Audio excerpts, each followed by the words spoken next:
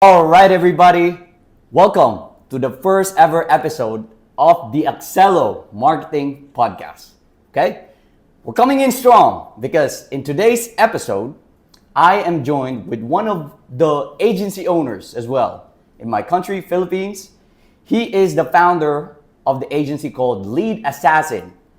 And I met this guy because he is also the founder, technically, of the Clay Club Manila, the first Clay Club Manila, which is being hosted here in the Philippines as well. So for any of those clay users that is needing some information, this will be perfect for you because this guy can give you advice because this guy's real.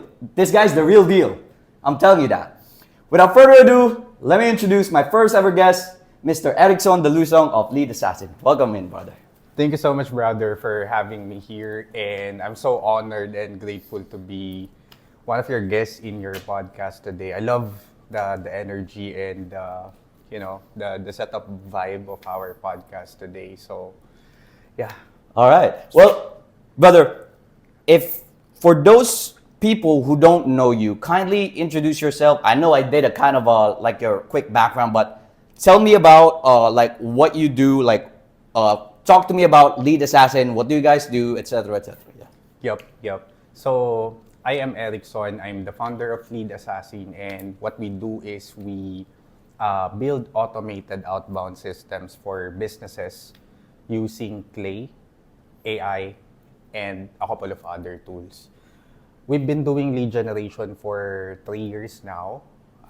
Prior to using Clay or discovering Clay, we were focused on setting up appointments or generating leads for businesses Yep. until we discovered Clay, and that's when we started pivoting our approach. The goal is still to generate leads, but we're more on building automated outbound systems that will help businesses save time, Yep. cut operational costs, and ultimately generate consistent stream of leads. So that's like a high level overview of what we do. There we go. So I wanted to clarify something because one of the popular business models out there, as promoted by Iman Ghazi, is SMMA. Well, what is the difference between you versus SMMA? Because I believe SMMA also helps businesses towards lead generation, but they are geared towards getting Facebook ad leads versus you. Do you guys do B2B? Can you talk to me about that? Yeah, of course. So our services mainly focus on outbound lead generation. So when we say outbound lead generation, our focus is connecting with businesses or people who doesn't know our clients, or basically these are cold audience or cold people. While on the other hand, SMMA focuses on Facebook ads. Basically, it helps, for me, my understanding is it helps businesses to get more of an inbound leads. Yep. And I think that's what SMMA does. Got it. So basically, if you have like a B2B business, right? Like you have a product or a service and you're selling it to another business. Say, for example, I'm a manufacturing company and I sell to wholesalers, distributors. Right. That is like a B2B model, right? Compared, if you do SMMA, it could be e-commerce brands that is selling direct to consumer. Compared to what we do, I'm also a B2B lead generation guy. That's why we met. Yep. So what we do specifically is we help other B2B businesses, right? So, but going back to Lead Assassin, can you speak to me about like how big is your current team right now at the moment? Yep. So we are a team of 5.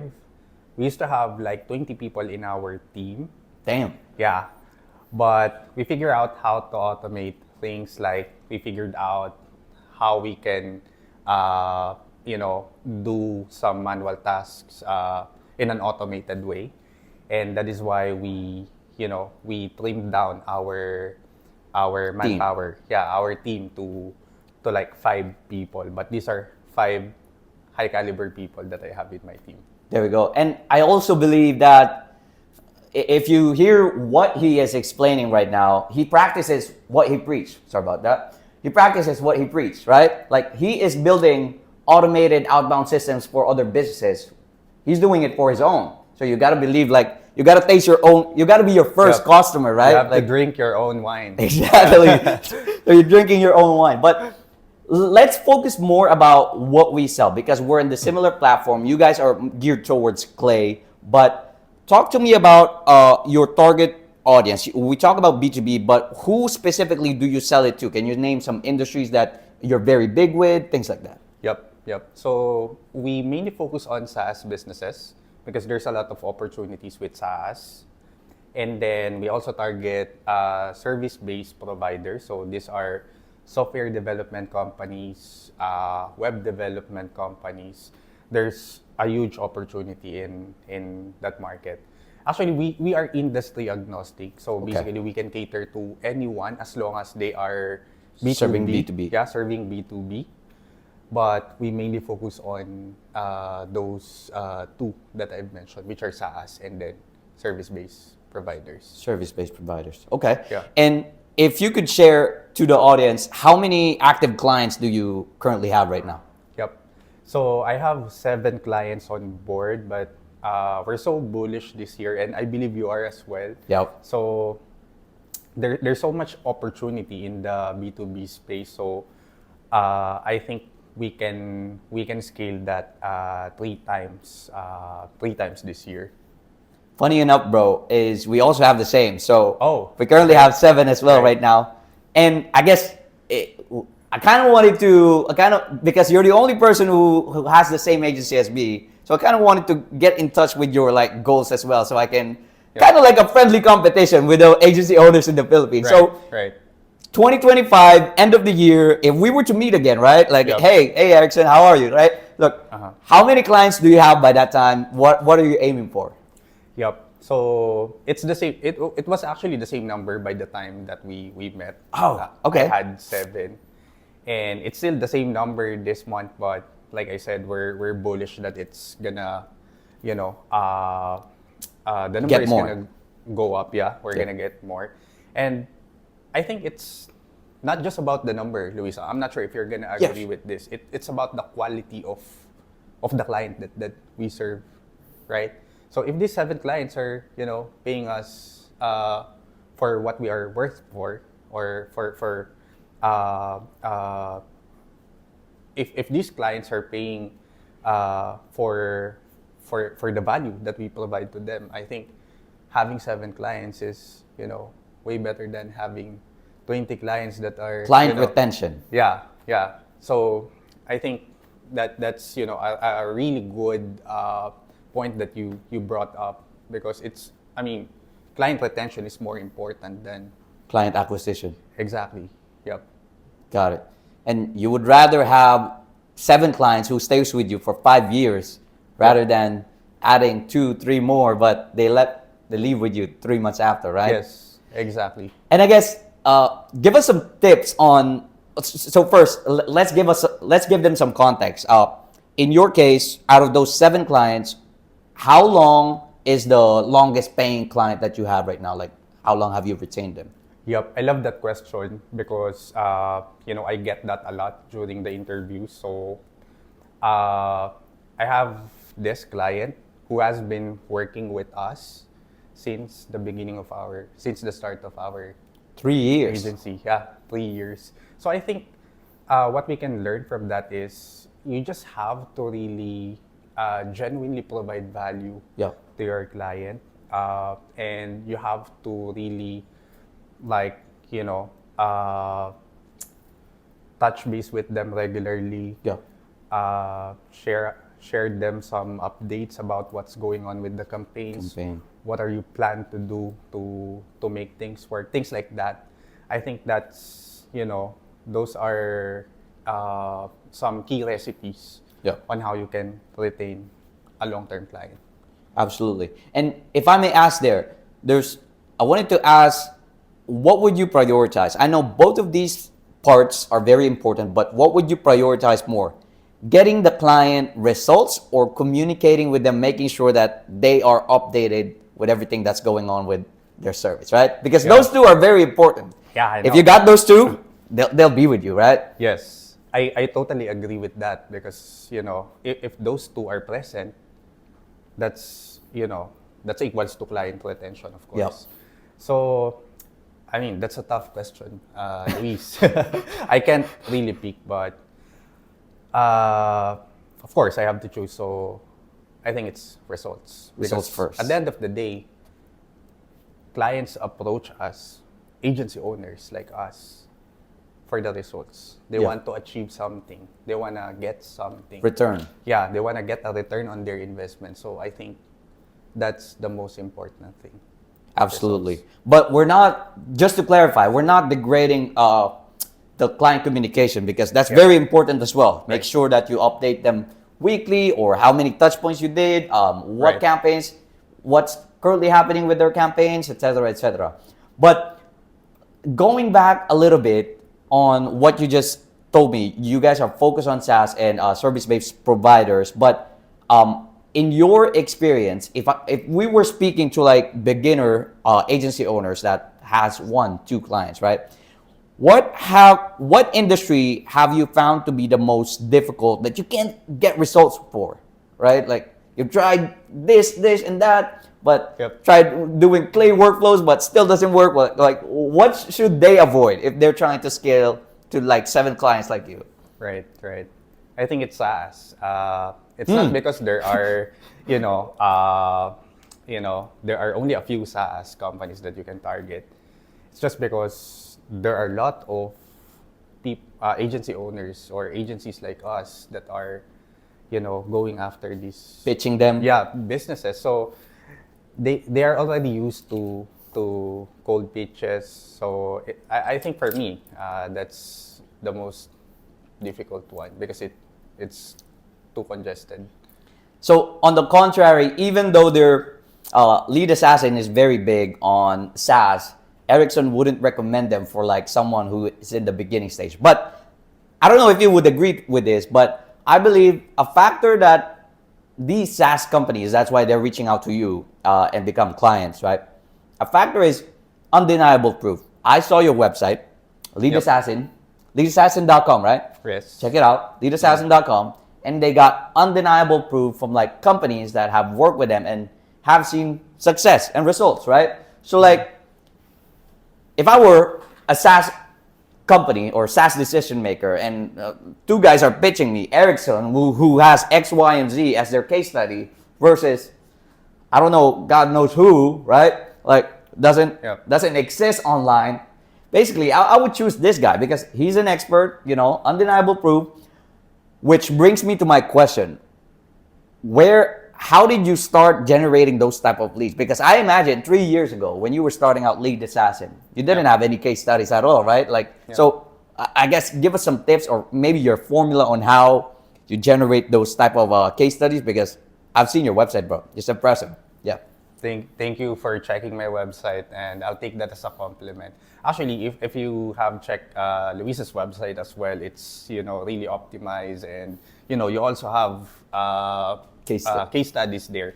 And there's one thing that we can learn from having case studies in both of our websites, and that's by being genuine in providing value, because you can't get a client to like put a testimonial, or you can convince a client to shoot a 30-second video and then say something good about you if you don't provide a genuine value to your customer. So that's one. Your intention must be give value. So I think that's one.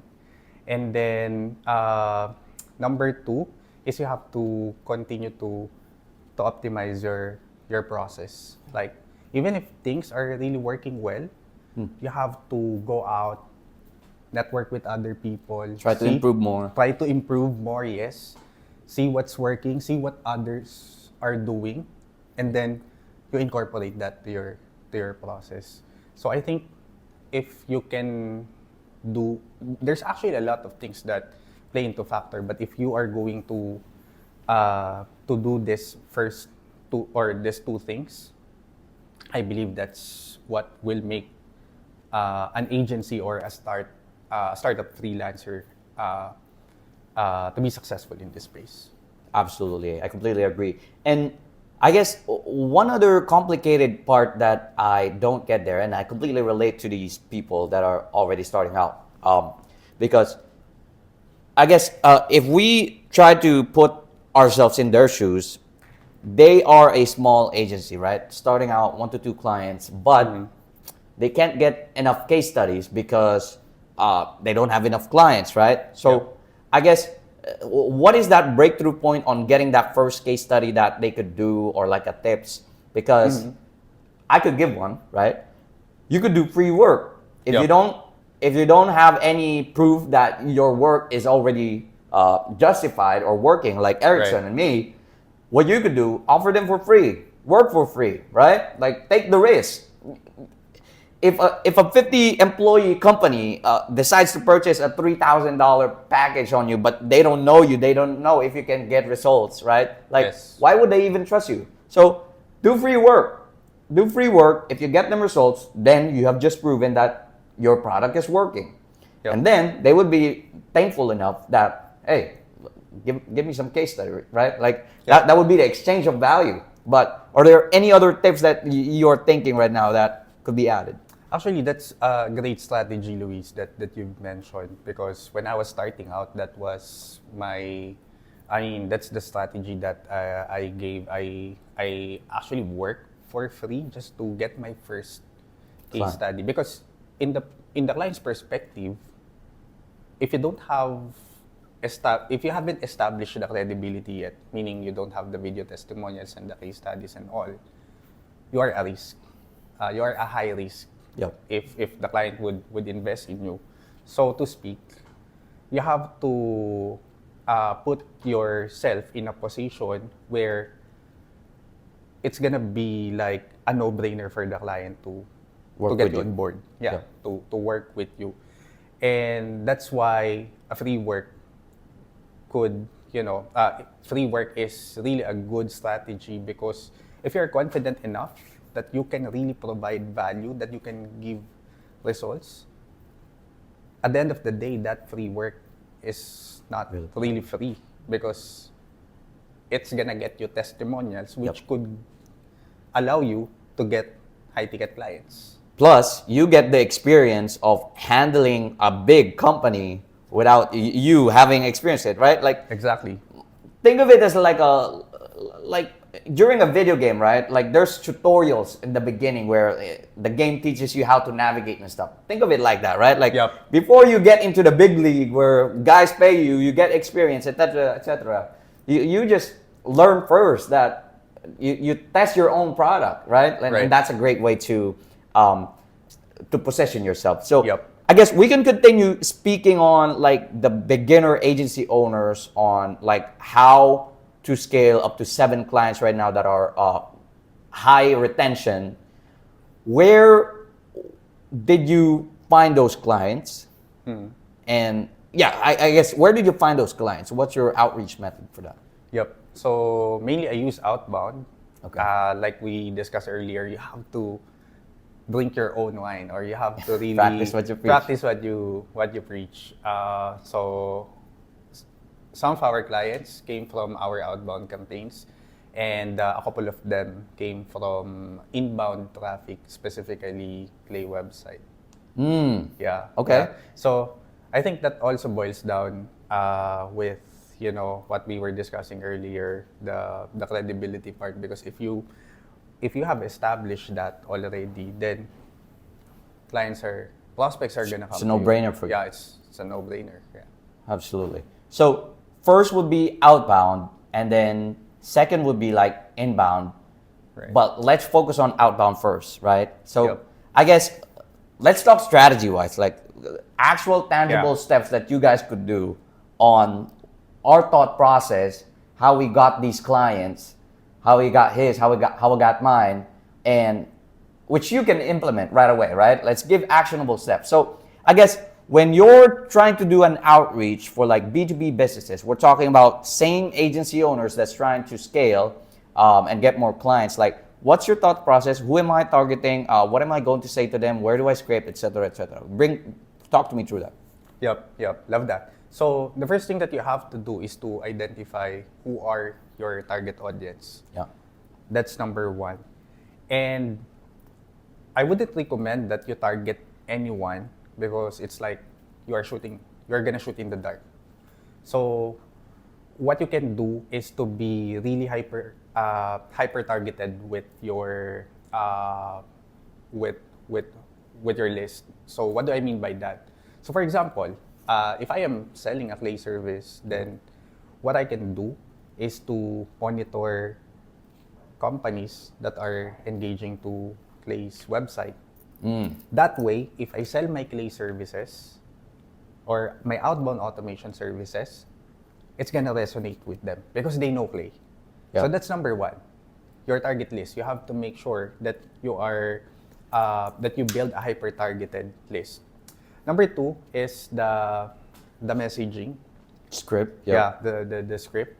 So I only have a very simple formula when it comes to copywriting. I know you also love copywriting a lot, and I'm not sure if you're gonna agree to this, Luis, but the three formulas that could work is number one, the first line must be relevant. So you have to like mention why are you reaching out to them specifically. Yeah. Yeah. Number two, what value can you deliver? Avoid saying things like, or avoid saying or highlighting too much about features or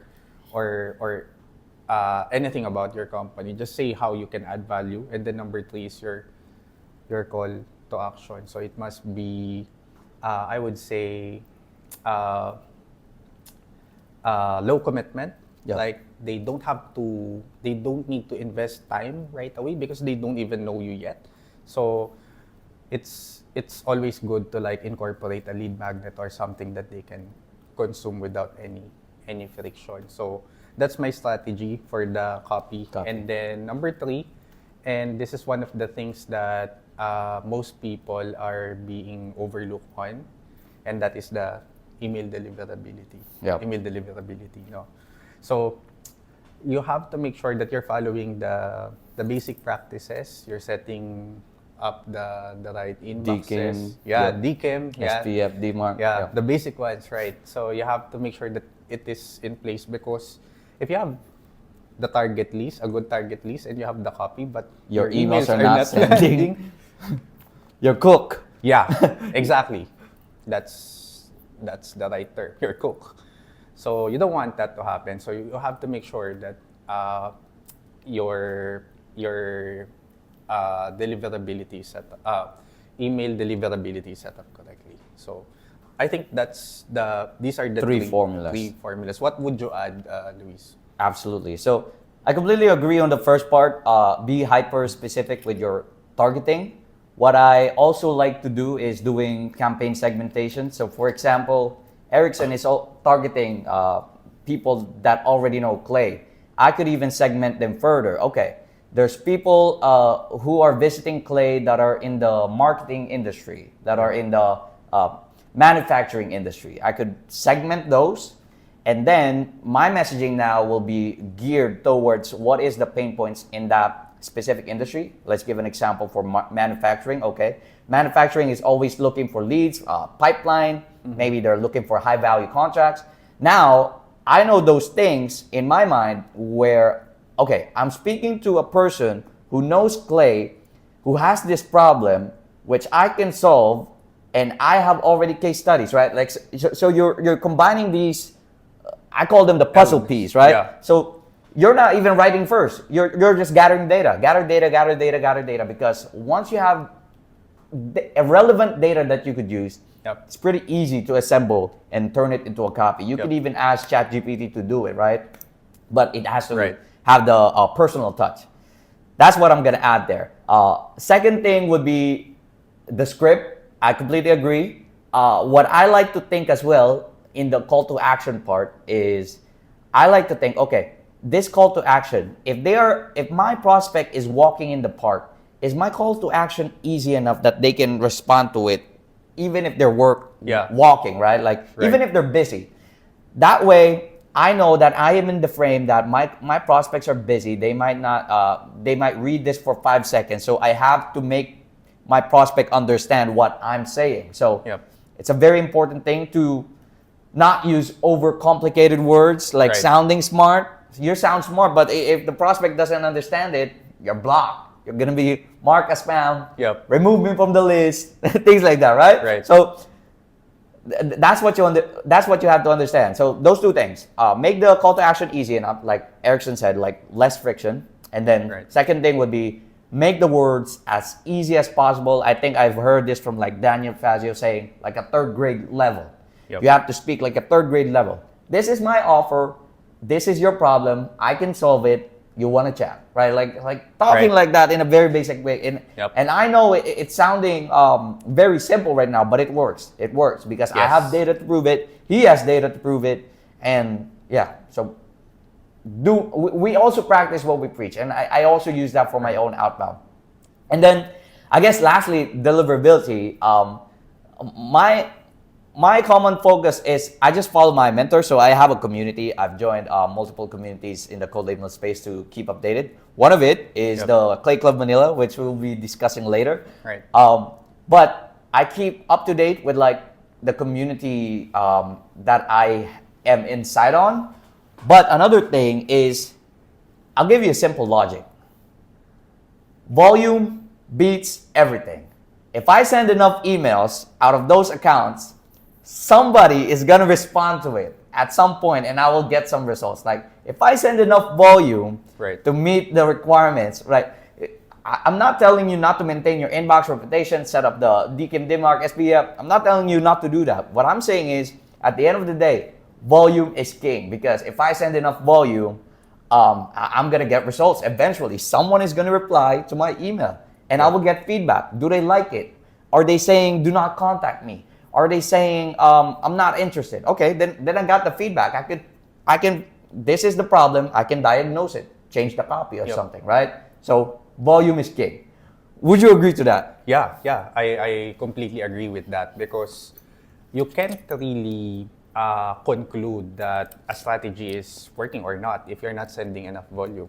For example, you create a campaign that you just want to test and then you send it to like 50 people. That's not enough data. So I completely agree with that. And one thing that we can learn from what Luis mentioned earlier is having a community that can, support him.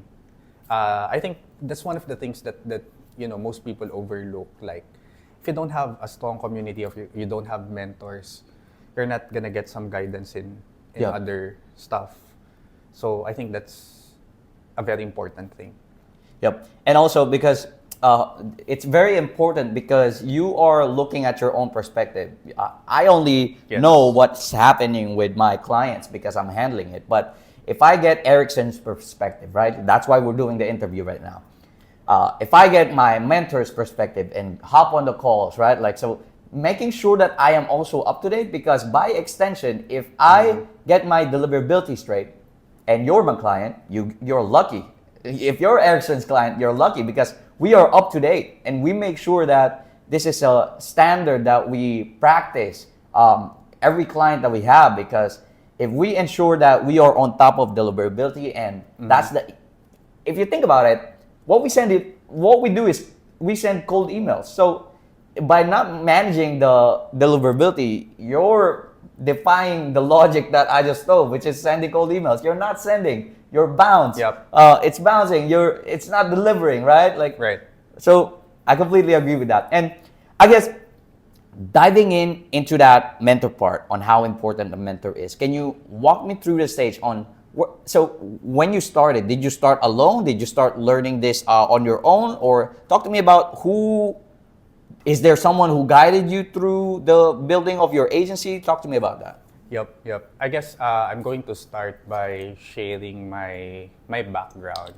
So I used to work I used to work in corporate, in BPO for 8 years, and then there had there was this pandemic, and that's when I started to discover freelancing. Same thing. Yeah, Same thing. so bro. pandemic baby. Yeah. Okay, so I started as a general VA. I believe that's where 99% of freelancers Best place to yeah, start. yeah. So general VA, I don't have any specific skill set, and I got lucky because one of the clients who hired me, she's a startup founder. So basically, she's just building her business, and I have direct communication with with her.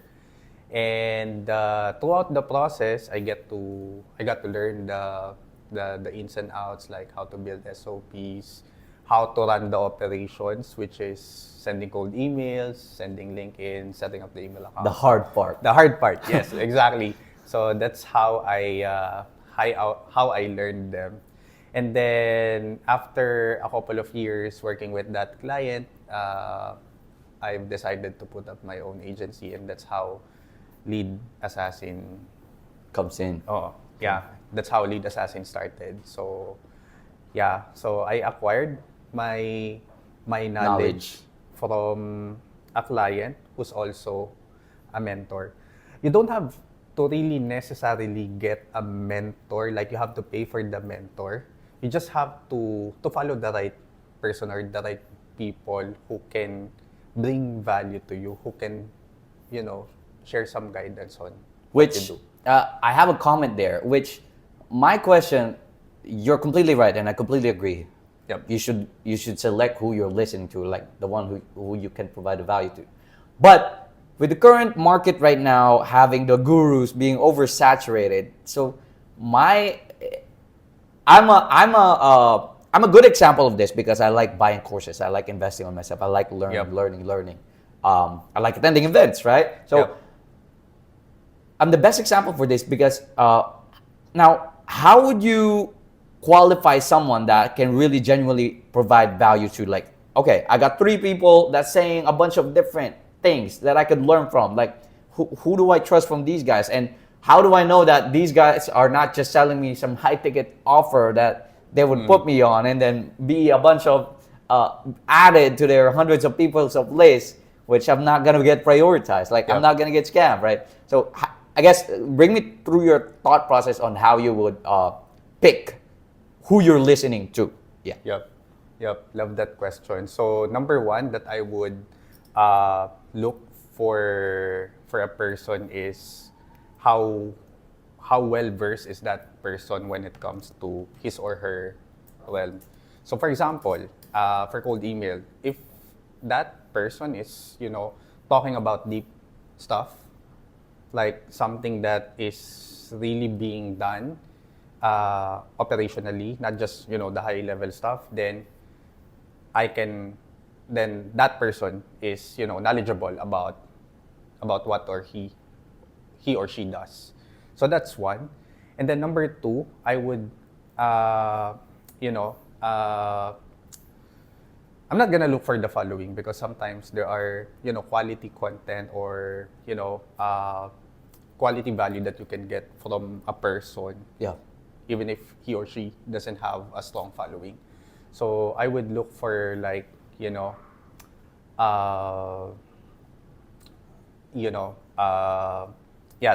quality of what he or she is saying. And also, I wanted to add there, like, to dive deeper on what Ericson is saying, because I completely agree.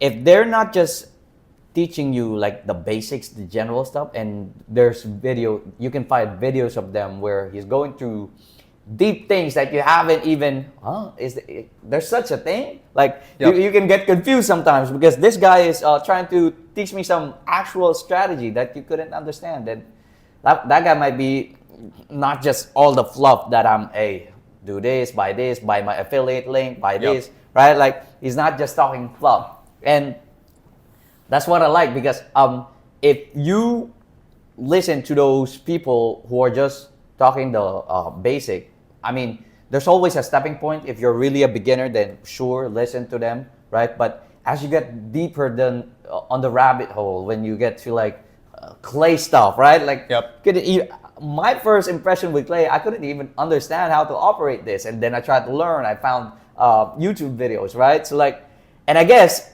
like a tangible example as an agency owners, is there someone worth mentioning that they could check out? This guy provides value. Check them out, right? So like, who would you say is that guy? For lead generation in general, I would highly recommend Lead Gen J. Okay. If you're familiar with that guy, because he's sharing content about marketing in general, like how to get inbound leads, how to do outbound, what are the tools that you should test out. So that's one. If you want to learn clay, I would highly suggest Eric Nowoslowski. I'm not sure if I'm pronouncing it right, his last name right, but he's an ex-clay employee based on from my research, and he really provides genuine value to his audience. Like, you're really gonna see real stuff from his YouTube channel. And of course, I check out your YouTube channel, and you have a lot of great videos there. So you should also check out Luis's video, especially if you wanna learn how to do cold email, how you can build lists. I believe you just recently uploaded that video, right? So you guys should check that out. This Luis is also a real deal, so I can vouch for that. Yeah. Thank you, brother.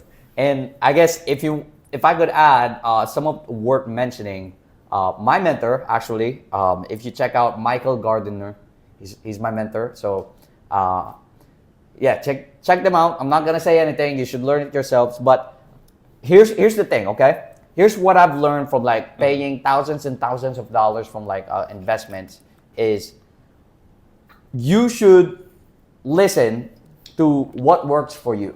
So like, I don't know if you get my statement, but if I listen to something and I applied it and it works, then why are you gonna change it, right? It works. Do it more. That's the only logical step to that, right? Double down on it. Double down on it. Exactly. So if you found someone, if you're doing your research and you've tried to find these cold email gurus, right? And you've tried to see if they're talking sense about what they're saying, and you can test it out. It's not a problem, right? And if it's really something that there's no hidden agenda to what they're providing value with, then continue with it. If it works, it works. Like, double down on it. That's the only thing that makes sense.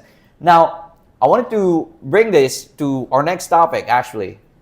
I met Ericson last December 5th, I think, right? Yes. December 5th. Just near our place right now. But we met because I will give you an example on how I practice what I preach as well, okay? So, here's what happened. I got an email. You are invited to this Clay Club Manila, etc. Register now, right? I got invited, okay? Yep. Damn, there's Clay Club Manila, so there's actual people doing cold email in my space. I thought I was the only one. I thought I was the lone wolf, right? So, okay, check them out. Okay, it's near my place, like 5 minutes away. Let me register. And then suddenly, I was waiting. I was at high hopes. Suddenly, I was too late because the list was full already. So Ericson emailed me, hey, Louis, yada, yada, yada, you're not accepted. I'm sorry. Maybe next time, right? Like something like that. But here's what I did. I practiced what I preach, right? Cold outbound. If you hear an objection, you try to overcome it. So what I did to Ericson, because I genuinely want to meet other cold email people like that use Clay, right?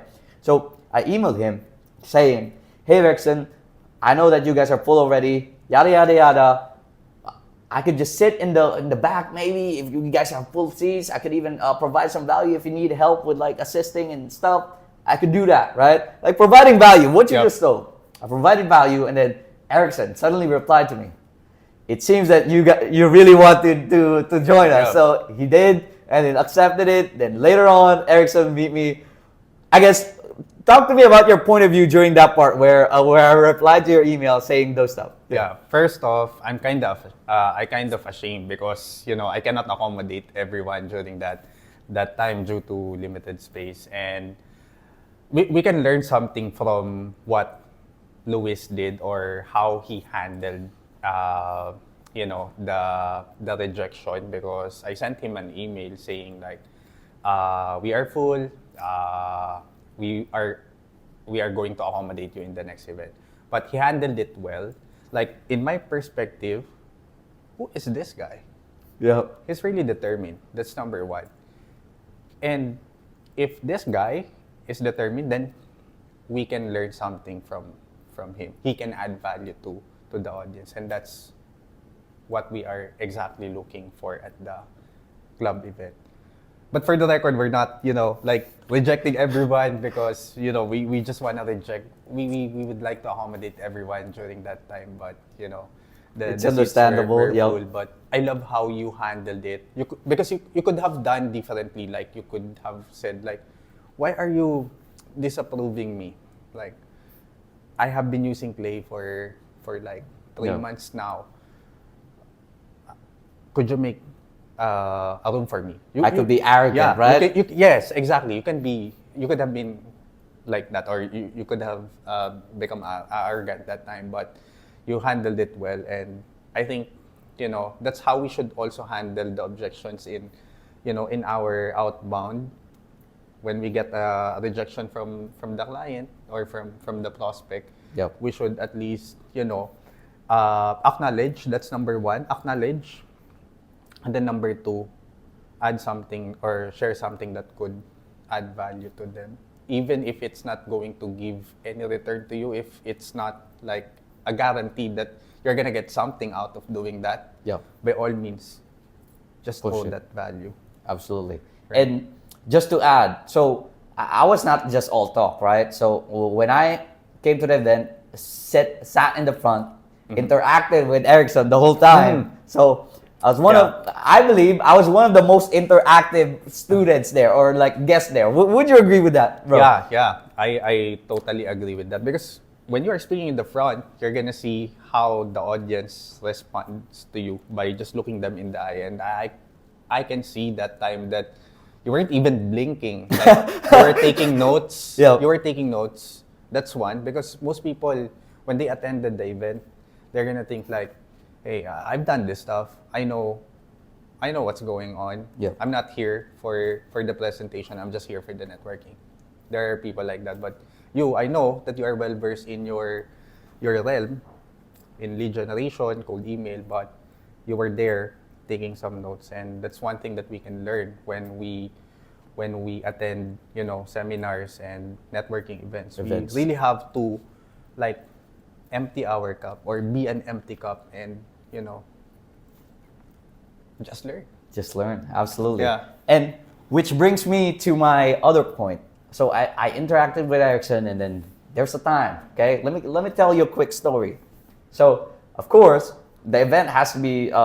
Clay supported the event.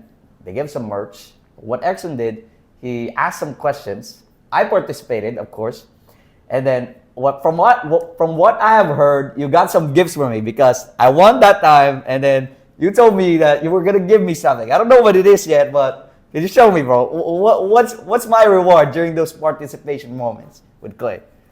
That's the Clay swag. So I'm happy to give this to you, brother. So this All right. is the exclusive Clay cap. You see this, guys? Right. That's from Clay headquarters. So they ship it from New York to the Philippines. And of course, we have the Clay pins. So There's more? Yeah, you've got 3. Hold on, there's Right. more. So we got some Clay pins as well. Thank Right. you, Clay, Yeah. and Clay Club Manila. As you can see, Right. very good. Yeah. And the last one, this is not from Clay. This is from me. I just want to value our, Friendship. yes, relationship, and would love to personally give this. All right, to you. I'm very happy with this, bro. Thank you so much. Thank You're you so welcome, much. brother. You deserve that. You deserve 100 that. million offers by Alex Hormozy. So if you guys haven't read this, there's a full tutorial on acquisition.com maybe. But I'm gonna set this aside first, okay? Right. But going back, thank you so much, by the way. But going deeper into Clay, let's talk about Clay Club Manila first, and then let's dive deeper on what Clay is. Yep. So, how did it even come to your mind, like building Clay Club Manila? Like, how did it? What made you do it, basically? Yep, I love that question. It all started when I saw a LinkedIn post from Clay's official page.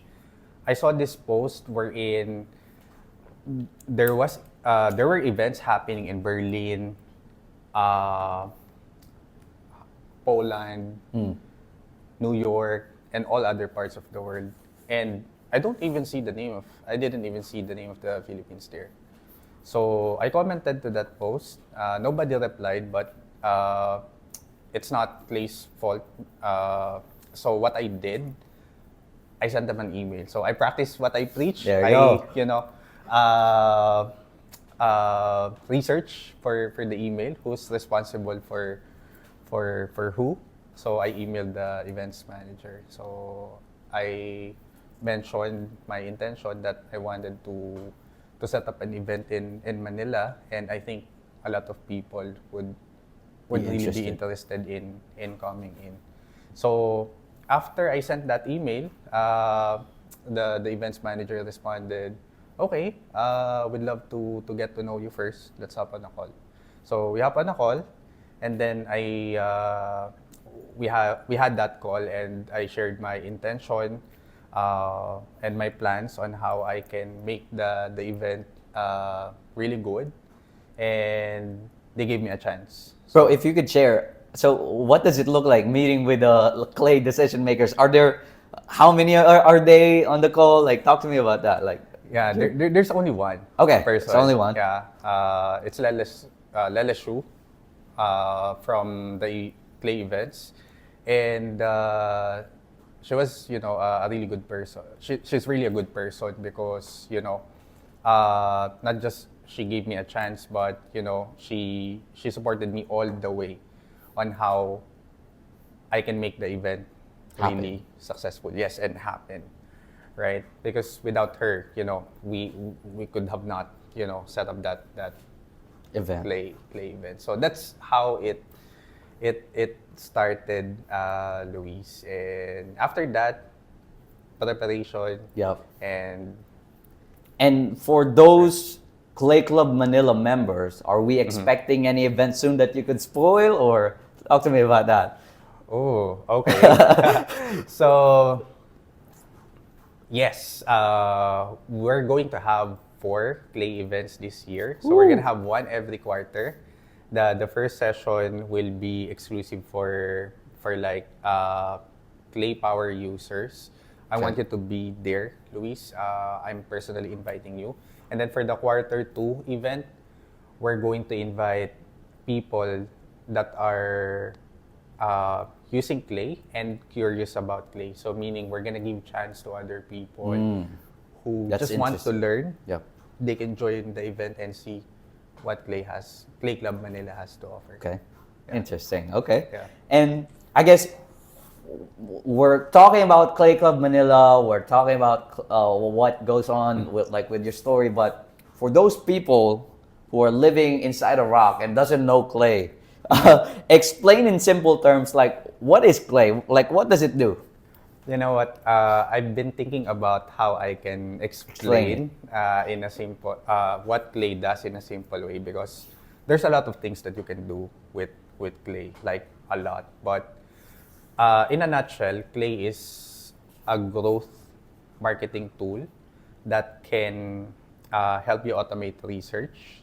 Okay. Research, like, getting more information about your target prospect. That's one. Number 2 is to automate the personalization of your cold outreach. So Clay integrates with a lot of tools that can, help you come up with a relevant and personalized message. And then number 3, Clay can be used with different parts of the GTM process. Like you can use it for inbound, outbound, revenue Mm. operations. Okay, absolutely. And when it comes to Clay, I guess I heard this from Eric Nowoslawski. He said that Clay is basically your superpower, where instead of you doing the manual research for like 10 minutes, formatting their own company, seeing their case studies, what the company is about, Clay can do that all for you, like a superpower. And then because it integrates everything. So if you've heard of like Apollo, you can also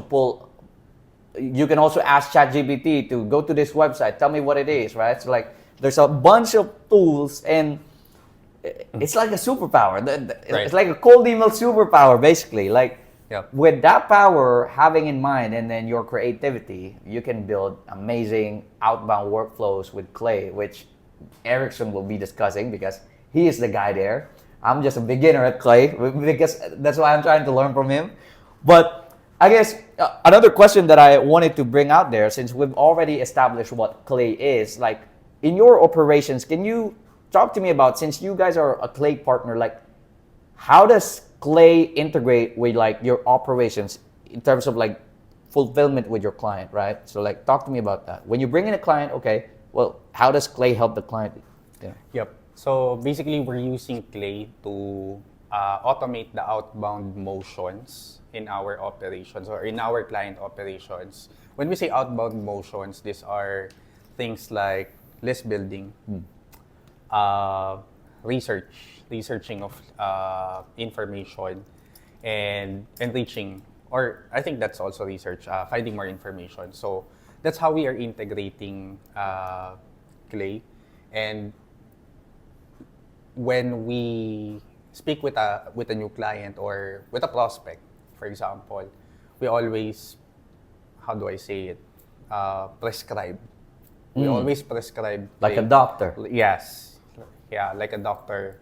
So we are always, recommending it to be integrated in the system, so we can focus on just, thinking of new strategies, finding, building more automations and less manual work. So I believe that's how we are using Clay. Yeah. I guess walk me through, since we're talking about automation, okay, business comes to you, you automated their entire outreach. Well, okay, if my outreach is already automated, then where do you play in next month? Like if I say this month, right? Like a client joins you in, and then you've already automated their outreach. Like where do you guys come in terms of like maintaining? Like why should the client pay you more? Like for the month? Like talk to me about that. Yeah. Yep. I love that question because I also get that whenever I, do sales calls. Like, if I'm going to build, or if you're going to build the outbound system for me, why should I pay you a retainer? A retainer. Right? So that question really makes sense. And I guess what they are going to pay for is the time to operate the automated system, because even if it's fully automated, it requires Maintenance. People. Yep. Yeah, people to oversee. If not people, at least one person to oversee the automation, to make sure that everything is working, that it's providing the right messages, it's building the right list, etc., etc. So that's one. Number two is they are paying for the strategy, because when we build the outbound system, it doesn't guarantee that it's gonna yield results right away. Yep. It needs continuous optimizations. You need data. Yeah, you need data.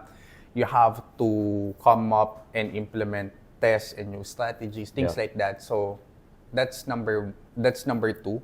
We save clients tons of time in doing those stuff. So I believe those are the two reasons why we are charging them an ongoing fee. And I guess another analogy that I can say there is it's like buying a car. When you buy a car, you still have to wash the car. You still gotta do the maintenance, change oil, make sure that the tires are properly fluctuating, right? Like so, Yep. there's those things where Ericsson will give you a car, but you don't have the time to maintain it because you don't know. Let's say you're someone who doesn't know anything about cars, but well, you just want to drive it. Ericsson will be the one to manage it, to clean it, to right. So like making sure that it is well maintained up to the point where they can operate with the end results. So you guys or the business owners can focus on the end results, which is if they're providing leads, then you can close the leads, book on the hop on the call, offer your services or product, right? So Right. where Ericsson will be doing the hard work, and me as well, I do that. But you're saving a tons of time, and if you're a B2B business owner that's listening up, right? Like that's the power of Clay right now, and you're gonna be saving. And think about this, right? We are investing in ourselves, and instead of you having your own business and trying to learn cold email from A to Z, Yep. why not get from like an expert already who knows their stuff, and then just focus on what you do best, which is Yep. managing your business, right? So that's another thing. But I wanted to point out in terms of like, let's dive deeper on the actual Clay tool, right? Like, so would you say, since you guys are a Clay partner, are there any Clay builds that you have contributed to Clay that we can share to the audience, tangible steps that you can apply that you can share with us, right? Talk to us about that. Yep. We actually built hundreds of templates, but to answer Luis's question, we already contributed a couple of templates in the Clay library. There you go. Check it out. I believe the link is clay.com /templates, and then you're gonna see the Clay builds that we contributed there. I believe, I'm not sure if my brain serves me right, but it's a workflow on how you can reach out to influencers on YouTube and then automate the outbound Oh, wow. outreach. Yeah. I've never heard of that. So Yeah. even me could check that out if I stumble across like a client. But could you explain some details behind it? Like how do you guys even do it? Yep. So that template was built like a couple of months ago prior to having the YouTube native integration available in Clay. So we built that template to make sure that the process of manually scraping all the YouTube influencers can be done automatically using a tool called Apify. So we scrape all the lists using Apify. For example, if you wanna target influencers that are talking about Clay, for example. Yeah. So what we're going to do is we will run that Apify tool to scrape it for us automatically, and it's gonna be added to Clay automatically. Okay. And then inside Clay, all of the necessary details, because when you scrape YouTube, you're not gonna get emails, LinkedIn URLs, and all other data that you need. So that's where Clay comes in. That's just the first step. Yeah. You can enrich, you can get that data, and then you can push it to your sequencers like, instantly. And then for LinkedIn, you can push it to Phantom Buster or HeyReach or whatever, LinkedIn outreach tool that you're using. Absolutely, and that's really great. Yeah. Another thing that I could add there is, think of it like a puzzle, right? Like you're building a puzzle. Like if for something complicated like that, by the way, it's not all complicated. Some industries we can just scrape it directly from Apollo. There's a database for that. But like some complicated stuff with what Ericsson was mentioning, getting the YouTube is just the first step. Like Clay will be the one to dig deeper. Like you're combining the puzzle, and then eventually you can now Right. do outreach to those people, right? Yep. And I guess talk to me about like, are there any, since those are the templates that they could copy, are there any complicated stuff that you won't share, but you're proud that, damn, I built this. Like, are there any workflows that you built where it's kind of complicated, where you put a lot of effort there, and you're just proud to do it? Yep. Talk to me about Yeah. that. So we built a couple of workflows, and to name a few, we built a workflow that scrapes, companies that are hiring on Indeed or LinkedIn, and then we're putting it to Clay, we're enriching, and then we're targeting on Instantly and HeyReach. So that's one, and then we also have a couple like where we're monitoring specific company pages using tools like Trigify. We're putting it to Clay, and then we're automating the outreach. And to give value to our audience, Luis, I'm going to share you the link so you can put the Clay template There you exclusive. It's an exclusive Clay template link. We're gonna put it in the description. You can access it there just to add value to our audience. There we go. Right. Thank you for that, bro. And I guess this is just a funny question, but since I'm very familiar with the Clay pricing, as someone who uses Clay with all of his clients, can you share what's your monthly bill with Clay right now? It's $349. That's the plan that I'm paying for. Yep. And you use it for all clients? No. Okay. Each client has their own Clay workspace, so I'm only using that Clay account for my own outreach. So that would be $349 multiplied by 8, including your company. Is that right? No, actually, we're only paying for our Clay workspace. So okay. the client pays for their own own Clay subscription. Is that deducted with your retainer, or it's a separate? It's on top of the Damn, retainer. that's smart. Okay. Right. And another cool thing about that process is that I also get to earn affiliate commission. Okay. By prescribing. So technically, you by referring tons of clients, is it up to the point now where the commissions is paying for your subscription or not yet? Yes. Oh, yes, okay. Does. Right. And I get to save some of those because there's a surplus. Yeah. So I would say that that is a cheat code, guys. That is a cheat code. Imagine, right? Like you can just focus on you basically can do whatever you want, whatever test that you are planning to do, because technically I'm not paying for this. I can just test it out. Yeah. And that's really cool. And could you share more, like I guess, how many referrals did it took to get there, like with the commission stuff? I think with just 4 to 5 referrals, that commission can already pay for your monthly subscription. Absolutely. Yeah. And this is even a lesson for like agency owners if you were trying to integrate Clay as well. So what, from my experience, because I'm handling all of I have a package, right? And my package, this is only what you pay. But his positioning, since I'm gonna be building you like a car, like a Clay automation tool, right? Then you gotta take care of it, like pay for it. So that's good of positioning, because basically the car owner pays for the gas, and it's a separate payment when you go to a mechanic like Ericson. You get what I mean? Like it's like maintaining a car basically. So it's a great positioning. So if you can integrate Clay with your offer, that's really good. But proceeding, I wanted to give you like since with cold email, there's a tons of tools, bro. I think you would agree with this.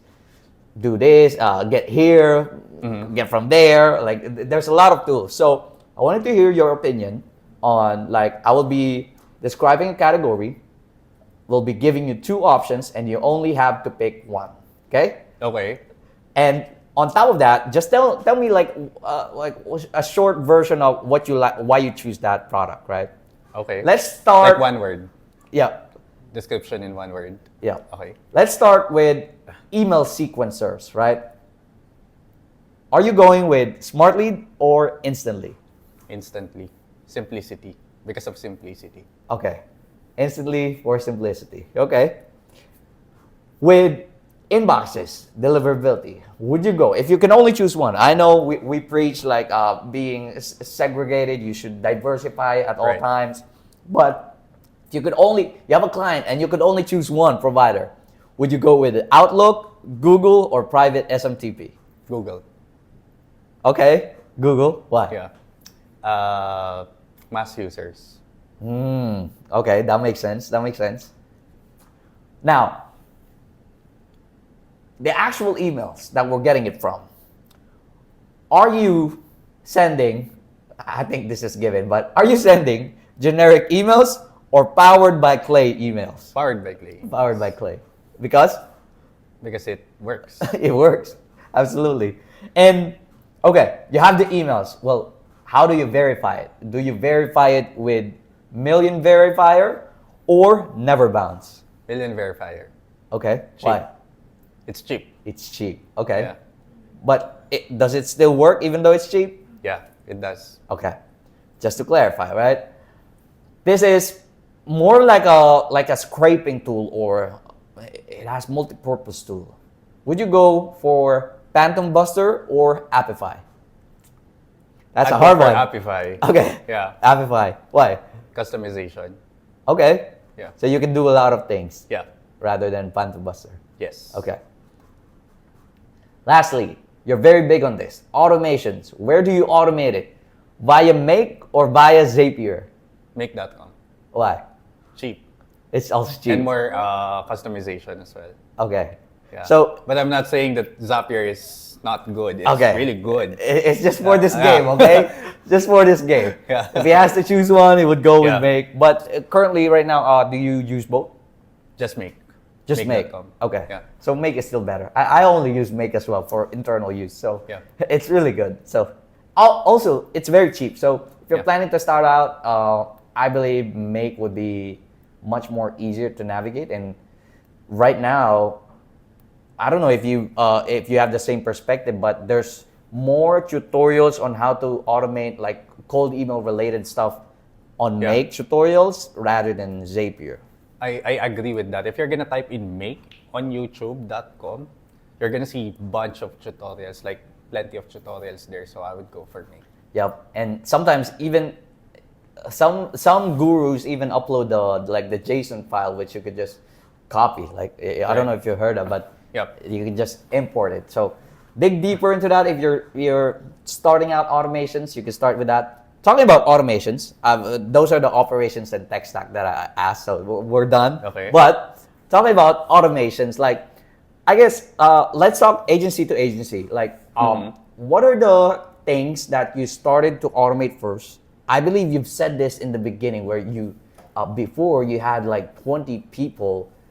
I'm not telling you to share everything, but from down to 5. Like, how did you do that? Like, are there any?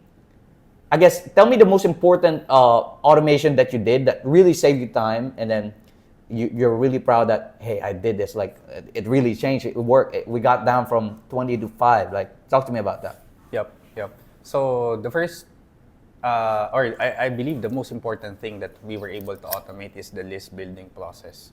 Because way back then, it requires a lot of manpower to sustain the list building for each client. Especially if there are instances where you're gonna need to scrape some data from outside sources. Yep. So that's one. We were able to automate that with Clay. And then number 2 is the tracking of leads. Of course, when you are reaching out to people and you're getting some responses, you want to make sure that you're keeping track of those leads through Like the stats.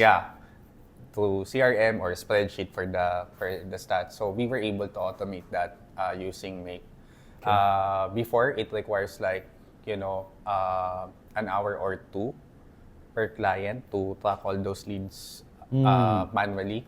So we were able to to cut down a lot on that process. Just to be more specific, when you say like tracking the client results, are you tracking manually like how many out of offices, how many positive responses you're getting? Like, is that what you're doing specifically, or? Not really, but we're tracking the responses. For example, if a prospect mentioned that he's not interested, we're not just going to respond saying like, okay, or thanks for letting me know, reach out to me if anything changes in the future. So in addition to that, we're also going to put that in a lead tracker, like, a database for the client. So in the future, we can retarget They can that. circle back. So we used to do that manually, but we were able to figure out how we can automate that process. So now all of the responses gets added to the spreadsheet automatically. I know it's kind of simple, but it really helps And you do that via Clay or Make? make. Okay. Yeah. So basically, you use Instantly, right? Like, Right. you get data from Instantly.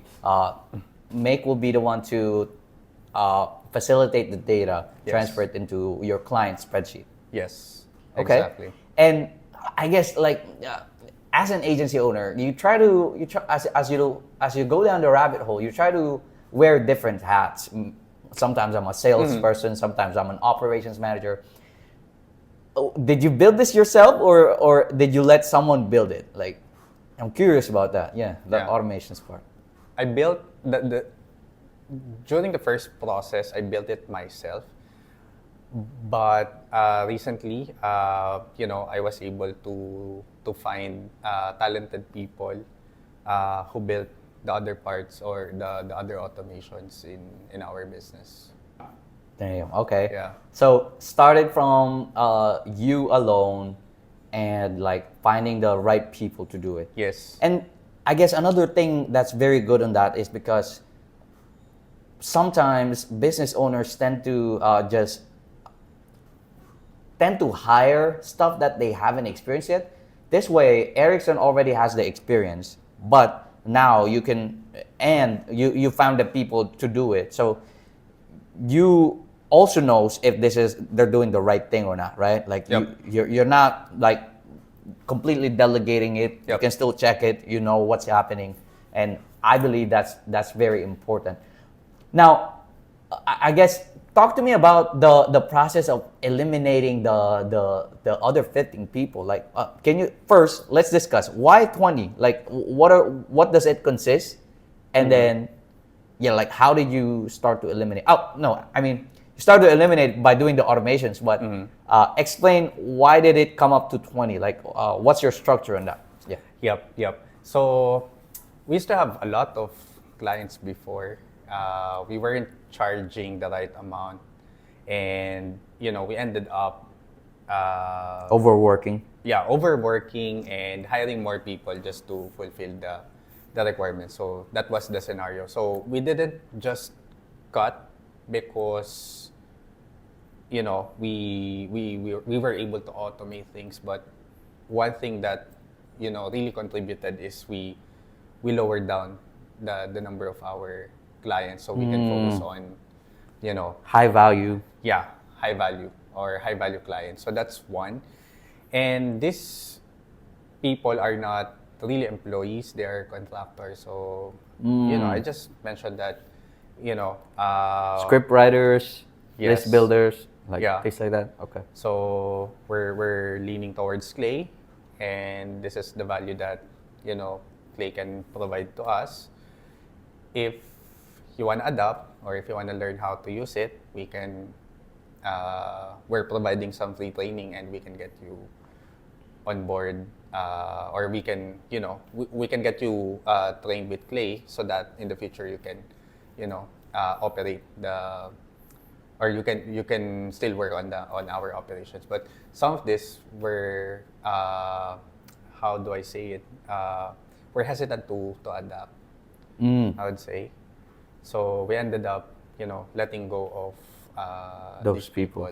people who didn't adapt.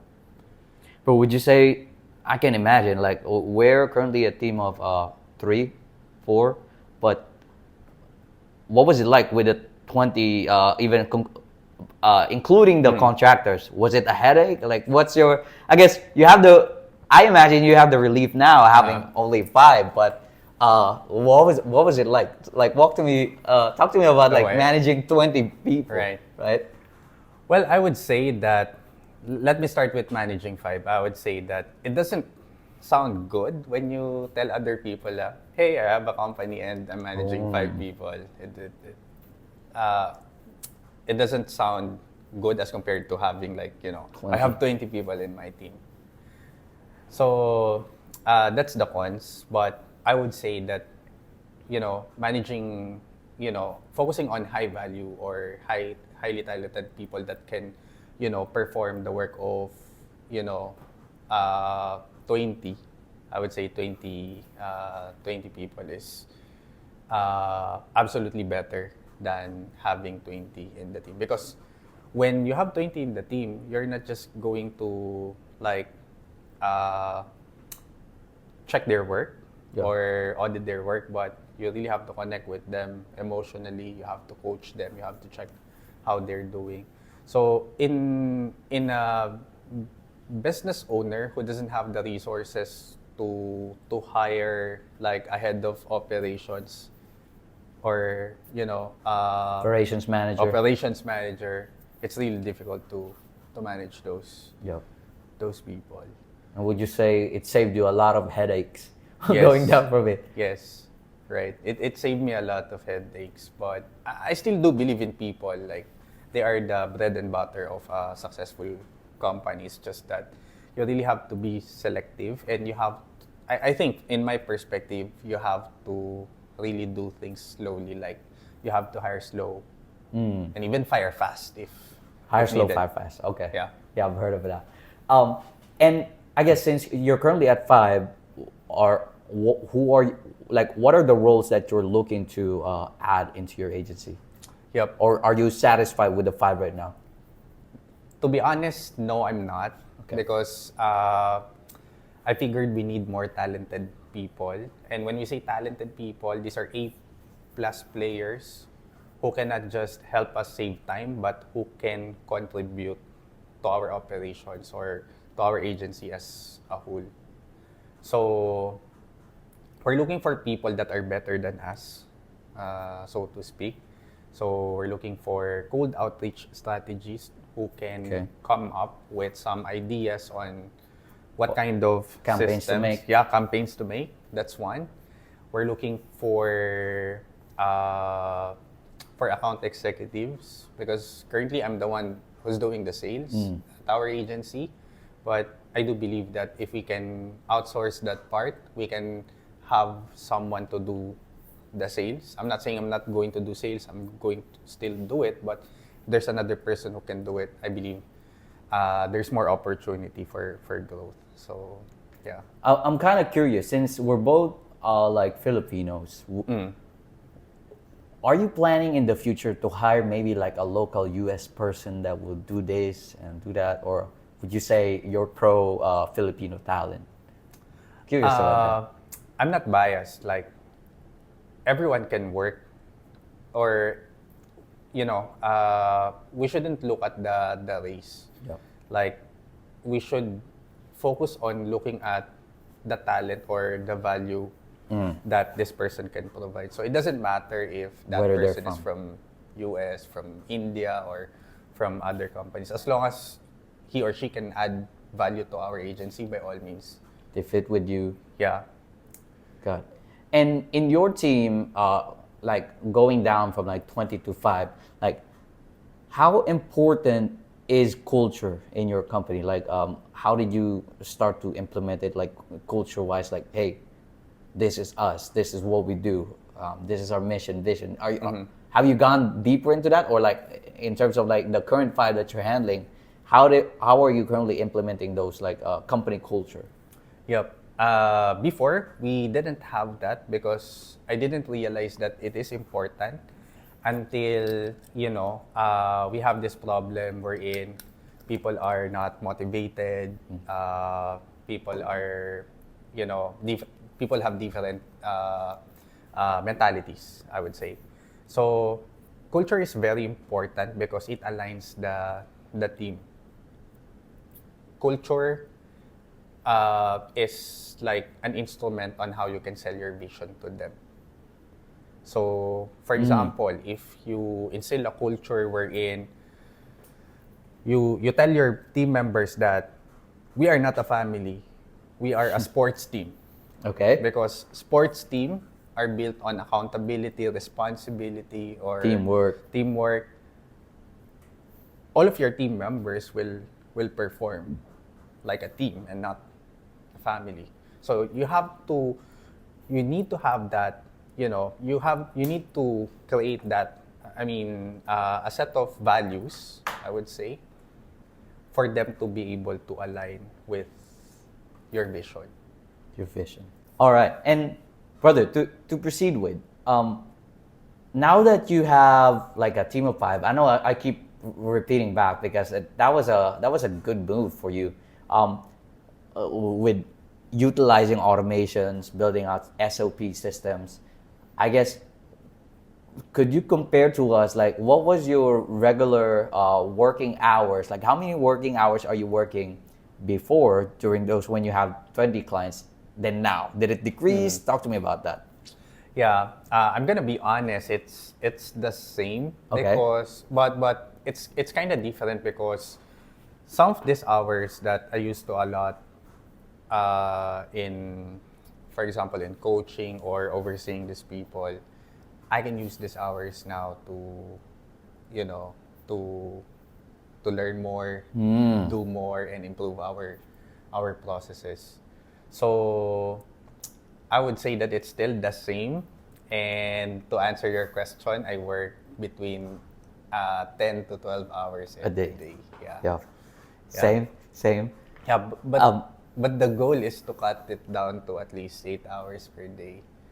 Are you dreaming of those, like, I've seen on social media, like 4-hour working days? Like, are you also dreaming about that? Like, is that one of your goals, or 8 hours is fine?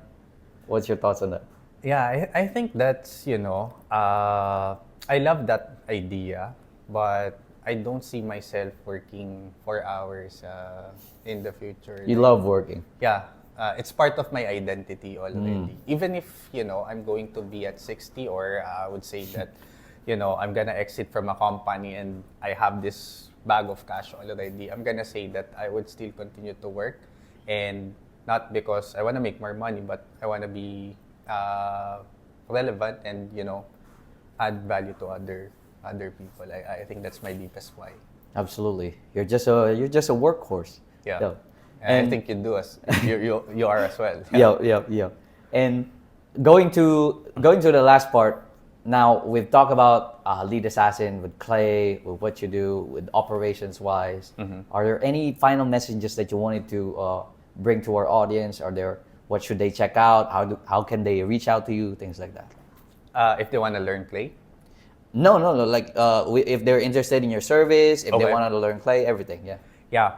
If you guys want to work with us, have our team manager campaign or implement Clay, just go to our website, www.leadassassin.com, and you can book a time there, and let's see if there's a fit to work together.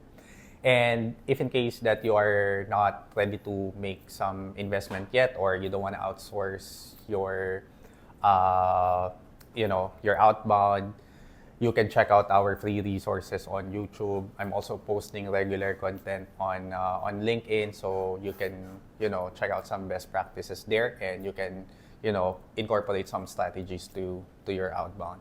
Of course, I just want to promote Axelo Marketing as well. They are really good at doing outbound. They've been in the business for quite some time, so they are real deal. I can vouch for that, and yeah, if you want to book a time with Luis and have them manage the outbound for you, just click All on the link right. below. Yeah. Thank you so much for that, brother. Yeah. And it was a banger first episode. Now, what I want you guys to do, if you're still listening, drop down who should I guest next, whether they're from the Philippines or whether they're from another country. Let's book a meeting with them. I'll practice what I preach. But thank you so much for joining me, brother. Thank you, brother. I hope to get like a part 2 very soon. Maybe we Yup. can get some new updates, because there's always something to learn with the Right. cold email space. So I am glad that I have met you and being my friend now. Yup. And yeah, let's continue to get in touch with each other, brother. But I Yup. wanted to thank you. Pleasure is mine, brother. Thank you so much. Thank you so much. Peace.